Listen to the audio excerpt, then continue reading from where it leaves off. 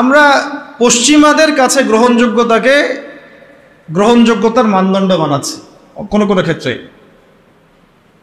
অথচ আমরা ভুলে গেলাম যে সবচেয়ে গ্রহণযোগ্য সে ব্যক্তি যে আল্লাহর কাছে গ্রহণযোগ্য। কি আশ্চর্য! অং সান সুচি নোবেল পুরস্কার পেয়েছিল, মনে আছে আপনাদের? কিসে? পিস, শান্তিতে। যার হাতে আরাকানের বহু মুসলিম এবং অমুসলিম, শুধু মুসলিম না, মুসলিম অমুসলিম বহু মানুষের রক্ত লেগে আছে। কিসে নোবেল পুরস্কার পাইছে সে? এখন যদি আমি এই পুরস্কারের মানদণ্ডে তাকে যাচাই বাছাই করা শুরু করি,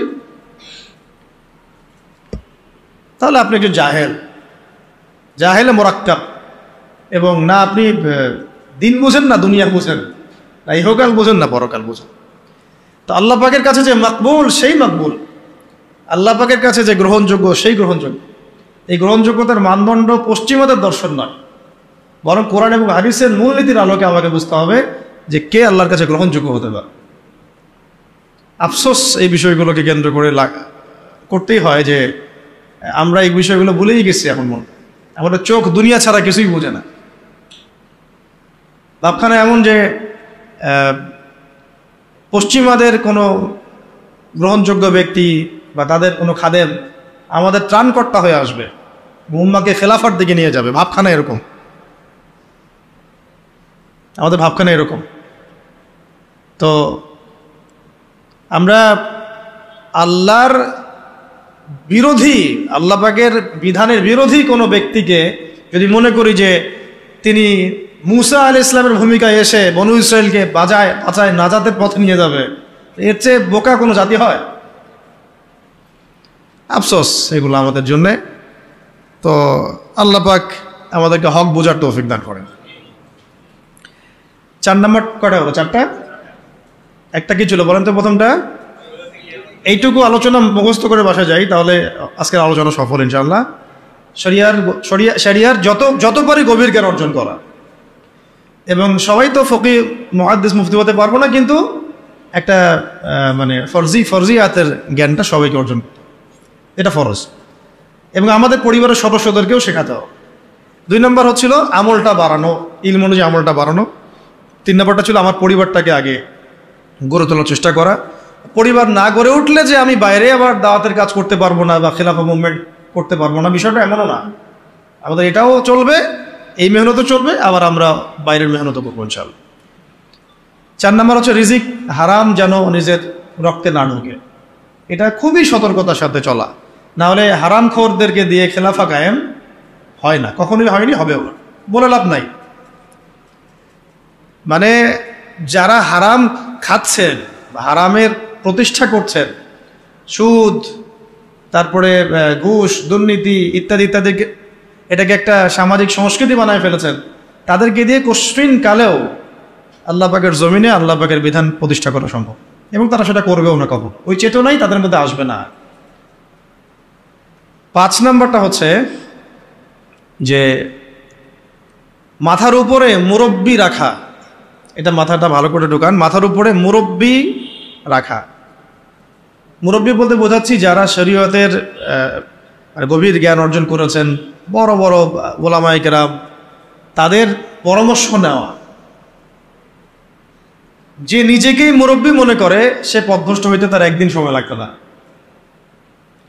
আমরা এখন অনেক ওলামায়ে কেরামের এক্সাম্পল দিতে পারবো, পাবলিকলি নাম বলতে যাচ্ছি না, শুধুমাত্র নিজেকে মুরব্বি মনে করার কারণে এবং তার মাথার উপরে কোনো মুরব্বি না থাকার কারণে মুহূর্তের মধ্যেই পদস্খলিত হয়ে গেছে।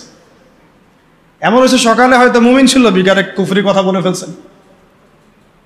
বিকালে হয়তো মুমিন ছিল, সকালবেলা উঠে মুনাফিকদের পক্ষে কথা বলে ফেলছে, ইসলাম বিপক্ষে কথা বলে ফেলছে, দালালি করে ফেলছে, কারণ মুরব্বীদের সাথে মাশওয়ারা করে নাই।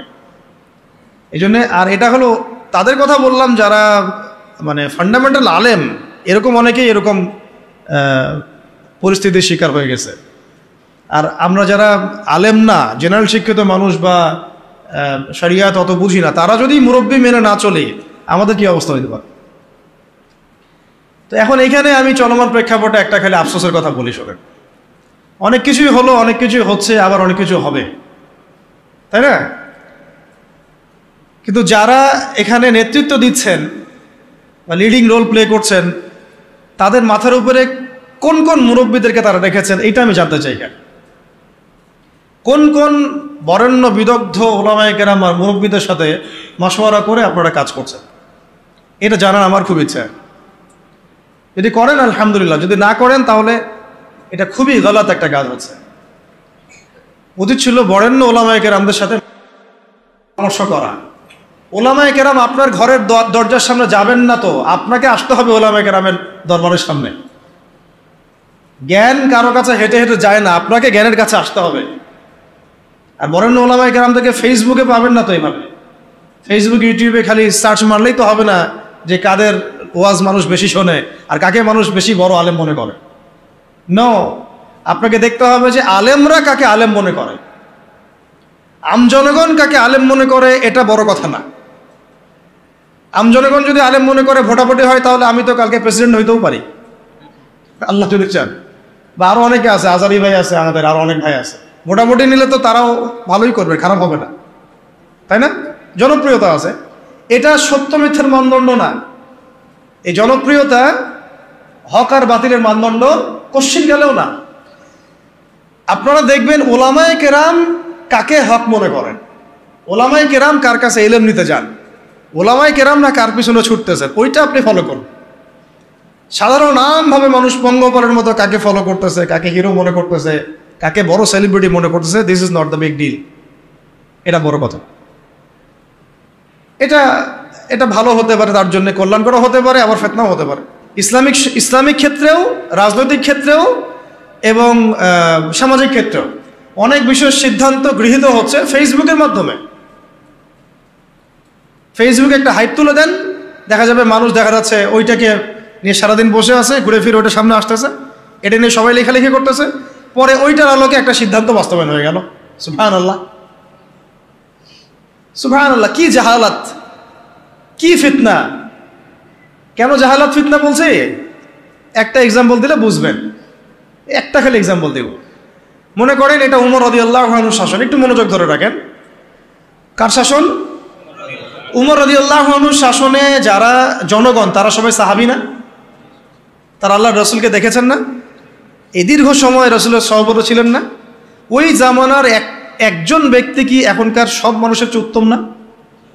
বুঝলেন কথা? কিন্তু উমর রাদিয়াল্লাহু আনহু সমস্ত সাহাবীদের সাথে এই তথাকথিত গণতান্ত্রিক পদ্ধতিতে মাশওয়ারা করতেন না।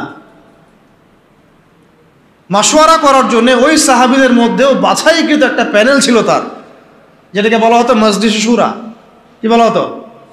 মজলিসে শুরা। তার মধ্যে বড় বড় বরেণ্য সাহাবী ছিলেন। আলী রাদিয়াল্লাহু আনহু ছিলেন, উসমান রাদিয়াল্লাহু আনহু ছিলেন, তালহা রাদিয়াল্লাহু আনহু ছিলেন, আব্দুর রহমান বিন আউফ ছিলেন রাদিয়াল্লাহু আনহু, আর কে জুবাইর ইবনে আওয়াম রাদিয়াল্লাহু আনহু ছিলেন। এরকম প্রায় 10 জন 15 জন সাহাবীর একটা প্যানেল ছিল। দেখেন, সাহাবীদের যুগেও তিনি বাছাইকৃত মানুষদের সাথে মাশওয়ারা করে সিদ্ধান্ত নিতেন।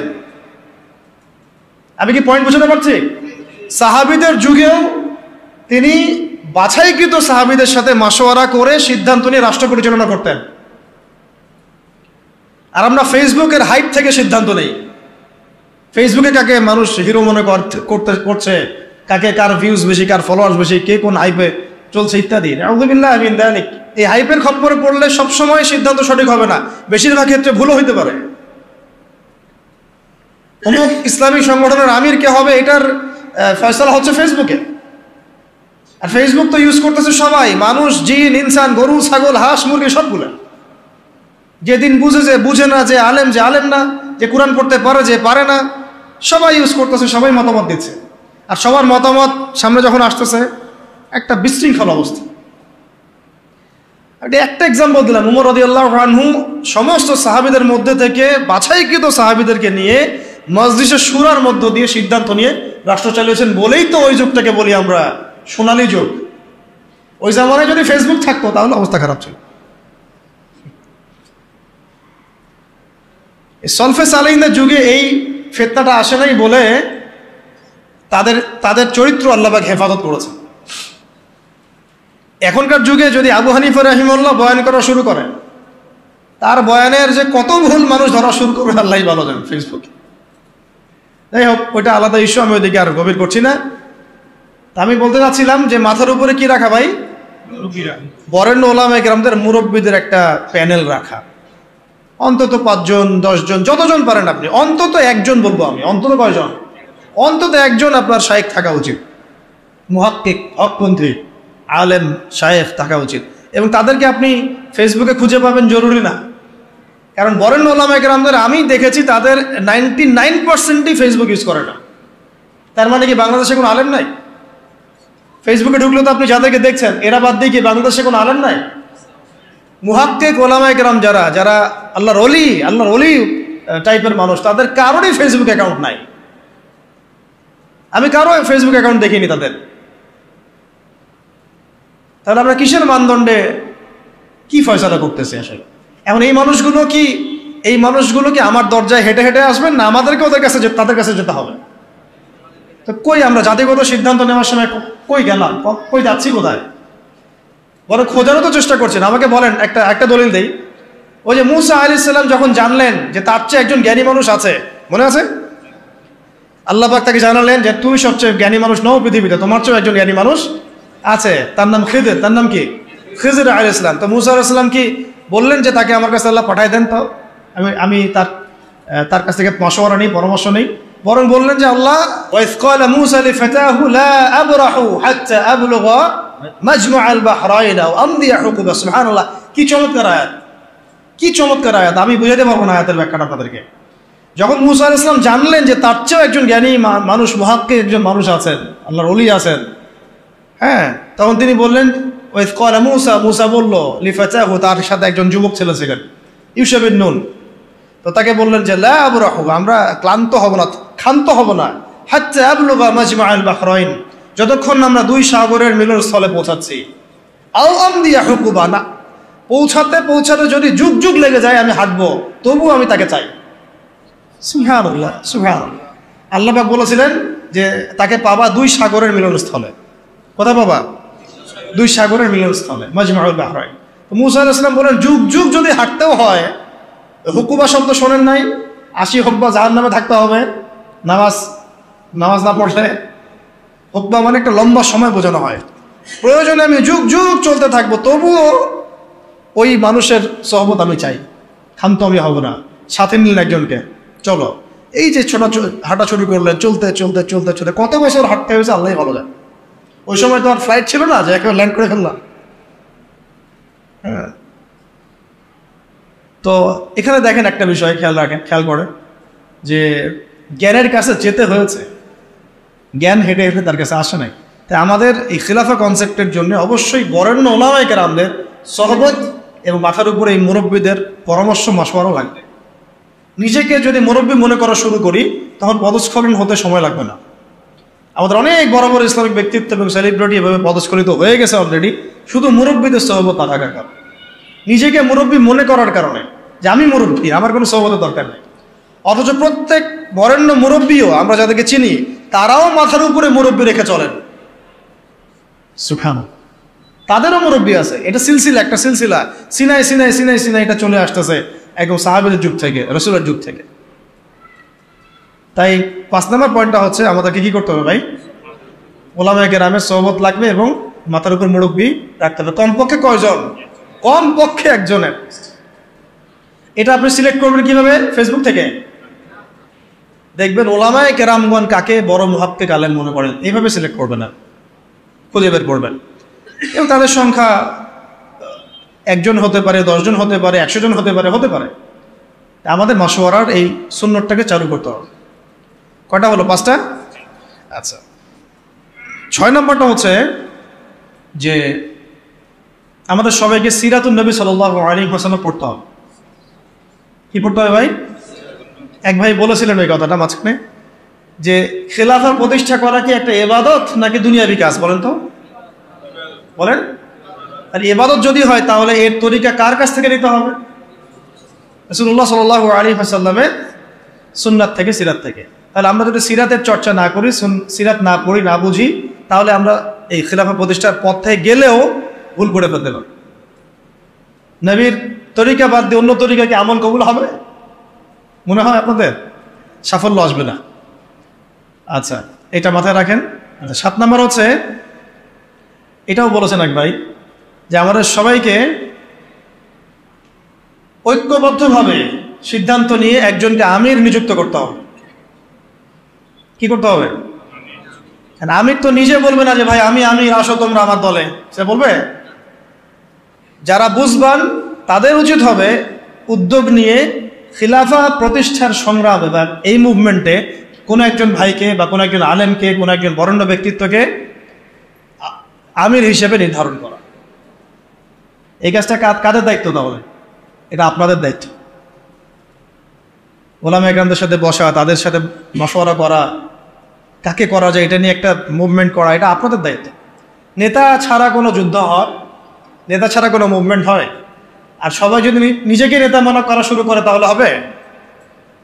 আর নেতা কয়জন হবে? 10 জন, 20 জন, না একজন? একটা মুভমেন্ট তখন সফল হবে যখন সেখানে একজন বরেণ্য, আল্লাহর কাছে কবুল একজন বান্দা, যিনি দায়িত্ব চেয়ে নিচ্ছেন না, চাচ্ছেন না যে আমাকে আমির করো, আমাকে আমির করো, বরং মানুষ বুঝে শুনে তাকে আমির করছে। এরকম কোনো মানুষ যখন বিচক্ষণ বিদগ্ধ একজন আমির থাকবে মাথার উপরে, তখন এই মুভমেন্টটা সফল হবে।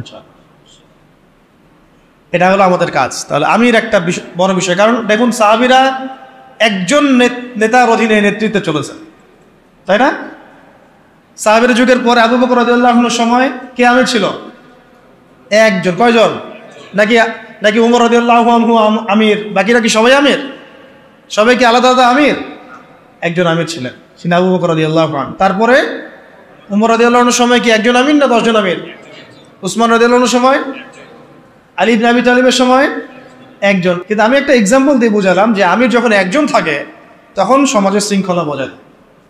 10 জন ইমারতের দায়িত্ব যদি দাবি করে আমিও আমির, তুমি অমুক আমির, তুমি তমুক আমির, তাহলে বিশৃঙ্খলা সৃষ্টি হবে, তখন খিলাফা মুভমেন্টটা পড়ে যাবে। 7। 8 নম্বর হচ্ছে আমিরের হাতে বায়াত জরুরি। কি জরুরি? আমিরের হাতে হাত রেখে বায়াত নেওয়া জরুরি, শরীয়তের, তাজকিয়ার এবং জিহাদের এবং খেলাফার। বায়াতবিহীন কোনো ইমারত দাঁড়াতে পারবে না। কেন? কারণ আমরা যখন বরেণ্য ওস্তাদদের কাছে, মুরব্বীদের কাছে বায়াত করি, তখন কোনো ব্যবসা শুরু করার আগেও তার সাথে পরামর্শ করি যে আমি এটা করতে যাচ্ছি, ওস্তাদ কেমন হবে, ভালো নাম, বা আমি এটা শুরু করতে যাচ্ছি, আপনার মশওয়ারা যাচ্ছি, এই পরিস্থিতিতে আমাদের কি করা উচিত, একটু মশওয়ারা যাচ্ছি। প্রত্যেকটা বিষয় তখন সে আমিরের উপর আমরা মশওয়ারা করেছিলেন। আর যখন আপনি বায়াতবিহীন, তখন আপনি যা ইচ্ছা তাই করতে পারেন, কারণ আপনি তো আনুগত্য করেননি আমার, বা আপনি তো সেই আমিরের আনুগত্য করেননি। তার কাছে আল্লাহ পাককে সাক্ষী রেখে তো আপনি তার হাতে হাত রেখে প্রতিশ্রুতি দেন নাই যে আমি আপনাদের সাথে আছি, আল্লাহর জন্য আমি আপনার এই মুভমেন্টে আছি এবং ইনশাআল্লাহ আমি এর জন্য আমার জানমাল ব্যয় করবো। আপনি তো কোনো প্রতিশ্রুতিই দেন নাই, তাহলে আপনার দ্বারা গাদ্দারি হবে না, এর কোনো নিশ্চয়তা আছে? কোনো নিশ্চয়তা আছে? এই সুন্নত উঠে গেছে সমাজ থেকে। এটা শুধু এক শ্রেণীর, আমরা ওই যে পীর মুরিদি সিলসিলার মধ্যে রেখে দিয়েছি, কিন্তু এটা যে রাষ্ট্রীয়ভাবেও প্রযোজ্য ছিল, একটা আন্দোলনের ক্ষেত্রে প্রযোজ্য ছিল, একটা মুভমেন্টের ক্ষেত্রে প্রযোজ্য ছিল, জিহাদের ক্ষেত্রে প্রযোজ্য ছিল, এটা আমরা বলে গেছি। সাহাবীদের শোনেন, কোন সাহাবী নবীর কাছে বায়াত না করে মুসলিমই হতে পারে আর নাই। যেই মুসলিম হয়েছেন হাতে হাত রেখে বায়াত করেছেন, করেন নাই ইসলামে বায়াত। তারপরে যখনই নবী সাল্লাল্লাহু আলাইহি ওয়াসাল্লাম কাউকে কোনো সারিয়া অভিযানে পাঠিয়েছেন বা কোনো গাজওয়ায় পাঠিয়েছেন বা উনি নিজেও গিয়েছেন, তখন সবার আগে জিহাদের বায়াত হয়েছে। এমনকি ওই হুদায়বিয়ার সন্ধির সময়ও যখন খবর ছড়িয়ে পড়লো ওসমান রাদিয়াল্লাহু আনহুকে হত্যা করা হয়েছে, ওইখানেও ওই গাছের নিচে বায়াত হয়েছে যে আমাদের হাতে অস্ত্র নাই, তাতে কি তবু ওসমানকে ছাড়াই নিয়ে আসবো, না হলে যুদ্ধ হবে। বায়াতবিহীন কোনো জিহাদ হয় না, মনে রাখবেন। বায়াতবিহীন কি হয় না? একা একা আপনি কিছুই করতে পারবেন না।